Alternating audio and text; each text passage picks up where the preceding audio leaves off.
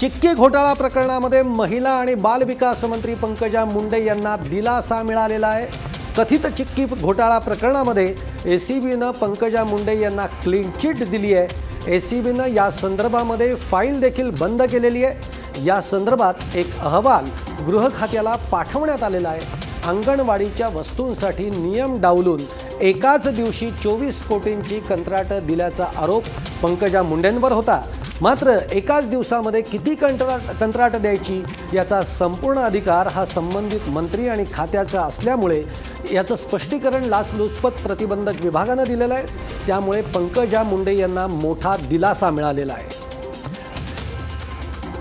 याच विषयावर बोलण्यासाठी आपले रिपोर्टर राहुल झोरी आता आपल्याबरोबर आहेत। राहुल, सगळ्यात महत्त्वाची मोठी बातमी आहे की पंकजा मुंडेंना चिक्की घोटाळा प्रकरणामध्ये क्लीन चिट देण्यात आली आहे। एवढंच नाही तर फाईलसुद्धा बंद करण्यात आलेली आहे। काय सांगशील याचं तपशीलवार, आणि विरोधकांची याच्यावर काही प्रतिक्रिया उमटती आहे का? सुहास, चिक्की घोटाळा प्रकरण खरं तर भाजप सरकारमध्ये पहिल्यांदा उघडकीस आलेलं सगळ्यात मोठं घोटाळा प्रकरण जे होतं ते थेट पंकजा मुंडेंशी निगडीत होतं। चिक्की घोटाळा प्रकरणी त्यांना अनेकदा त्यांची चौकशी लागली। जवळपास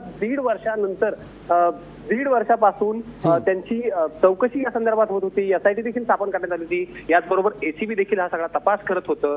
त्या तपासानंतर कुठे ना कुठे पुन्हा एकदा भाजपच्या एका बड्या मंत्र्याला पुन्हा एकदा क्लीन चिट देण्यात आलेली आहे। क्लीन चिटचं नेमकं कारण काय, कुठल्या बेसिसवर ही क्लीन चिट मिळाली आणखी स्पष्ट झालेलं नाहीये। एसीबी या संदर्भातली पूर्ण माहिती आणखी देत नाहीये। मात्र पंकजा मुंडे यांना क्लीन चिट, जवळपास 22वा भाजपचा जो मंत्री पुन्हा एकदा त्याला क्लीन चिट मिळते। जवळपास सगळ्या मंत्रिमंडळाला अनेकदा त्यांचं नाव आलं होतं आणि त्यानंतर ज्या प्रकरणी त्यांची सुनावणी झाली होती त्यानंतर ही क्लीन चिट एसीबीला मिळालेली आहे। त्यामुळे एक मोठा ह्या संदर्भातला उपाय जो आहे तो काय नेमकं एसीबी या संदर्भात स्पष्टीकरण देते आणि विरोधक कशा पद्धतीने भूमिका मांडतायत हे पाहणं अतिशय महत्त्वाचं आहे। सुहास, थँक्यू राहुल, तू दिलेल्या या माहितीबद्दल।